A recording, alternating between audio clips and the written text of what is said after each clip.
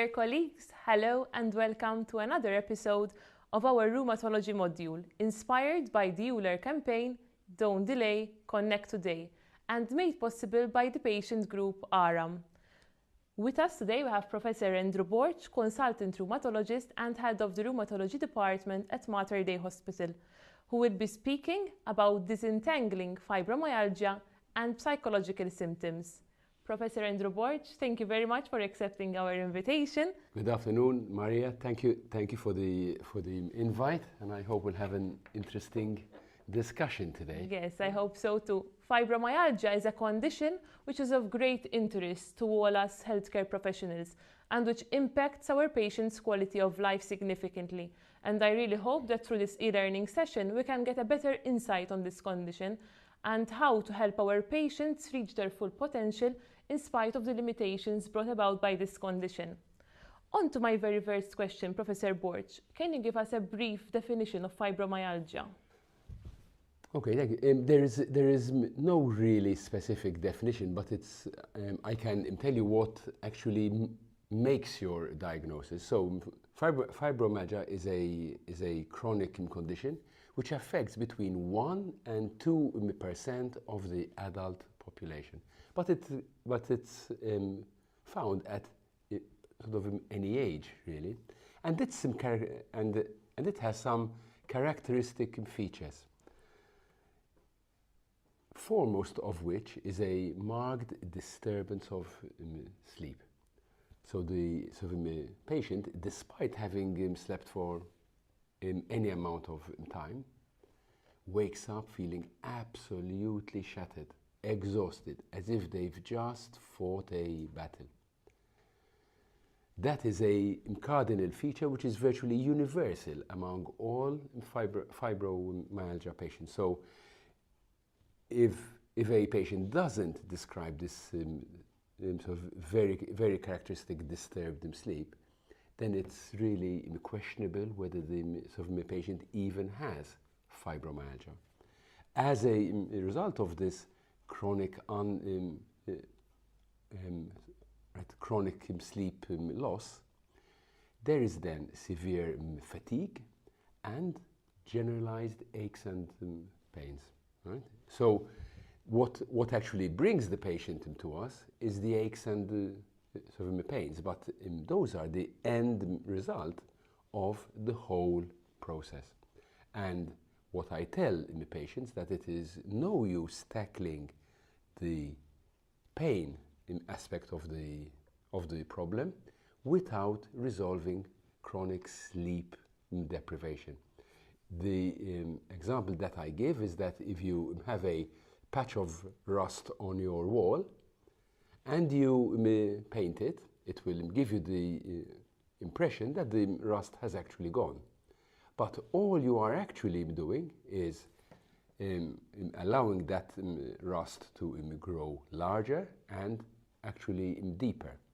And if you do not restore the disturbed sleep within fibromyalgia, then everything else is really doomed to failure. But I think sadly most people want a quick fix. They come for their joint pains and they want relief from the joint pains without really addressing what actually led on to this condition.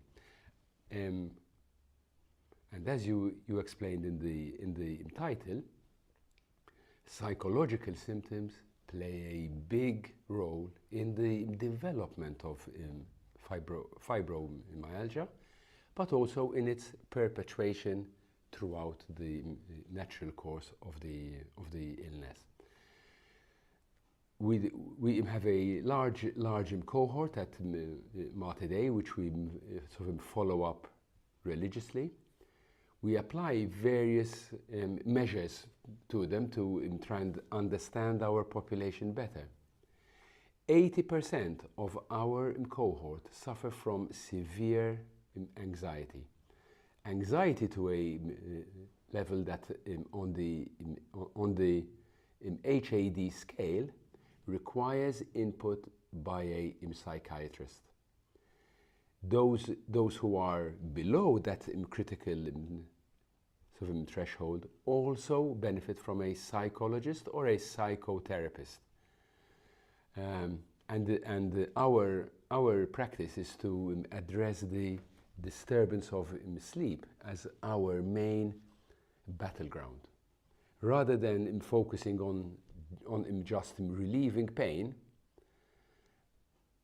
studies suggest that if you can actually restore sleep, not just sleep through giving sleeping tablets, anxiolytics, antidepressants, somehow that actually restores physical sleep, but the brain just doesn't restore itself. You lose what is called non-rapid eye movement sleep, which is a small phase in the sleep cycle where the body restores itself. This can be anything from 15 minutes up to about 1.5 hours of your whole sleep cycle. But most fibromyalgia patients somehow seem to have lost this phase of their sleep, with the result that the brain remains activated throughout the whole sleep cycle. So the slightest stimulus and they wake up, like a car passing. One of my patients told me, I think yesterday or the day before, she can even tell if her kids have turned in bed. She's even aware of it. Such is the lightness of her sleep that the slightest movement anywhere, and she's up. So, if you have that characteristic problem, resolving the pain really is equivalent to shooting the messenger rather than actually getting to the core of it. So I hope this long-winded definition somehow I think has touched on some of the other points you might wish to bring up. Exactly. Is there a specific way in which we can diagnose whether a patient has fibromyalgia? Are there any particular tests? Is it by exclusion? It is, yes. Basically, there are no specific tests for it. So we do tests to rule out conditions which can give you severe fatigue, which can give you generalized aches and pains, which can give you disturbed sleep. So we do tests to rule out systemic lupus, to rule out underactive thyroid, to rule out severe vitamin D deficiency, right, causes of arthritis. But really, once you've ruled all of those out, you can say, well, okay, I've ruled out those. What am I left with? I am left with a patient who has chronic generalized pains, severe tiredness, very prominent disturbed sleep, a high level of anxiety, and completely normal blood tests. And I think that's where you make the conclusion. So, management options, Professor Borch, what are the management options available for patients who have been diagnosed by fibromyalgia? Have there been any recent developments, and what works and what doesn't? Okay, well, okay, right. So let's start what we do within our rheumatology service. Well, once a GP refers a patient with chronic generalized pain with a suspicion of fibromyalgia to us, once the consultants assess the patient and they do the relevant tests to rule out what else might be giving you that clinical picture, we then have all the patients assessed by a clinical specialist nurse who runs a series of assessments on them, wide spread pain index, HAD, symptom severity scale, etc.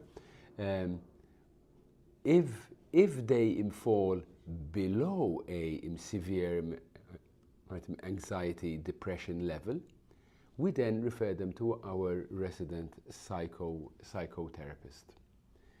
If they score more than the HAD score of 11, they are then referred straight to psychiatry. Once the psychiatrist manages to bring the anxiety to a level that allows the patient to sort of participate in group sessions and in multidisciplinary sessions, they are then brought back into our OT physio education program. We focus more on non-pharmacological measures in keeping with the EULAR guidance, and I'm not sure if you want to show the slide at this stage of the current EULAR recommendations. They steer strongly away from medical therapies for the reason that there are few studies showing that these are effective medications. We intend to sort of prescribe them at certain stages, but I think it would be safe to say that the results are disappointing at best. Whether we go for pre-gabalin or sort of do loxetine, which are the sort of two medications licensed for fibromyalgia syndrome. Whether you go for cannabinoids, which seem to be making a rage, despite a Cochrane review showing that they give no relief in this condition. So what we find works the best is approaches which tackle the severe anxiety, which is part and parcel of this condition. So our main focus is, can we restore refreshing sleep? Can we reach a stage that the patient wakes up in the morning and says, gosh, I've actually slept well, I feel energized. And if you can repeat that experience time after time after time, there's a fantastic chance that you can see light at the end of this tunnel. Thank you very much, Professor Borch, for a very good overview of the management options available rather.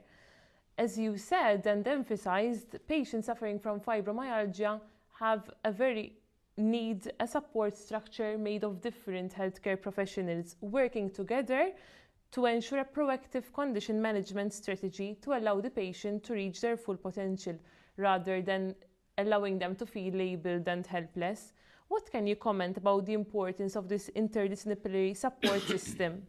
Well, as I said earlier, our service is actually run by rheumatologists, specialist nurse, OTs, physios, psychotherapists, pain specialists, and then primary care specialists. We have doctors within the health center, currently in Floriana only, but we are keen to expand it, who are specifically trained in managing fibromyalgia. So clearly, they all have a different role in the overall management of the patient.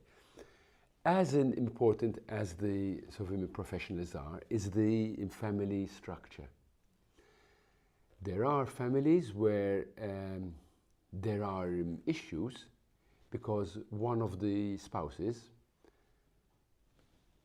cannot appreciate that their spouse has a chronic disabling disease, because they look well, they have no obvious deformity, they walk normally, there is no swelling of their joints, and that only serves to fuel further frustration in the patient. And I always worry when I see patients without their partner, that I sense a discordance in the level of support here. One of the biggest problems that we have is when the patients tell us, I want a diagnosis so that my husband can believe me. But such is the reality when you've got chronic diseases where there's no outward manifestation, like a rash, like a swollen joint, like something that a patient can say, right, you are definitely ill. And that just seems to play on the psychological problem that these patients have, because they get told it's all in your mind.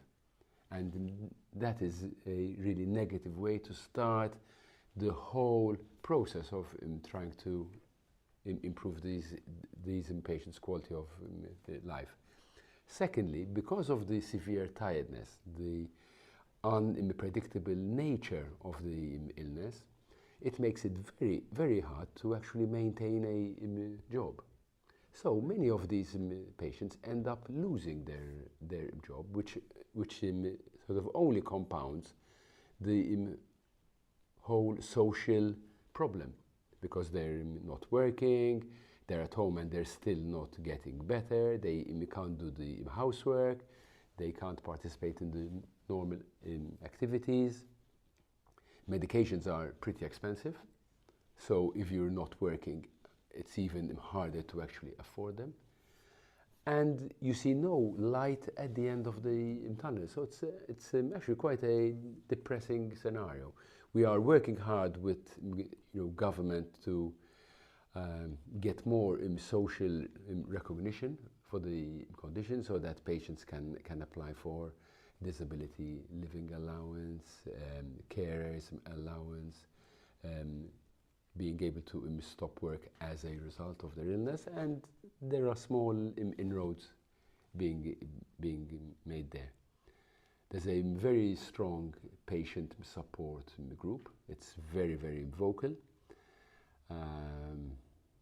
and I think that they do wonders for their patients. They give them lots of information, easily found. If a patient wants to contact any of the members, they're always available. So that's a very, very positive step. And we, as a department, rheumatology, we have worked closely with them. Yes, in fact, I was going to ask you what support groups and organizations are there specifically for fibromyalgia patients, which maybe we can refer our patients to. And ME support group, very, very active. They lobby politicians at the highest level. They are much more effective at getting to meet the President, Prime Minister, Minister of Health than any rheumatologist, I assure you. A while ago, you mentioned the role, the negativity, the negative role families can have if they are not supportive to the patient. Now, from the other side of the spectrum, what positive role can family have to a patient? As we know, fibromyalgia affects a patient, but it also affects the whole family. It affects the family structure, the family roles. What role does an understanding family member have in the management of fibromyalgia? I think this is probably the most critical part of the whole management. I think having a family who understand what is fibromyalgia, how it manifests itself, what are the frustrations regarding treatment, management, possibly having the serious discussion about what was the severe anxiety that actually led to developing this type of condition. Many times there is anxiety going back into childhood, adolescence and teenagers, and this is where our psychiatry colleagues, our psychotherapy colleagues really help at actually pricing out those issues. But it really needs the patient's partner to be fully on board and supporting the patient. Professor Borch, thank you for a very interesting lecture.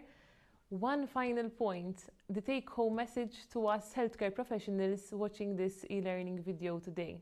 Okay, so the one point, please focus on restoring the disturbed sleep. There is evidence that if you can restore the chronic sleep disturbance such that the patient wakes up refreshed, energized, that is really more important than giving them a label of fibromyalgia syndrome. Thank you very much, Professor You're very Borch. welcome. I hope that this e-learning video has helped us all to get a better insight of this complex condition and helps us to help manage our patients to reach their full potential. I invite you to conclude this learning session by completing the multiple choice questions available for this session. I remind you that the information obtained through these multiple choice questions is solely for your professional learning, and no information about your scoring will be divulged to any other institutions. For more e-learning videos, I invite you to visit www.thesynapse.net/CME. Thank you.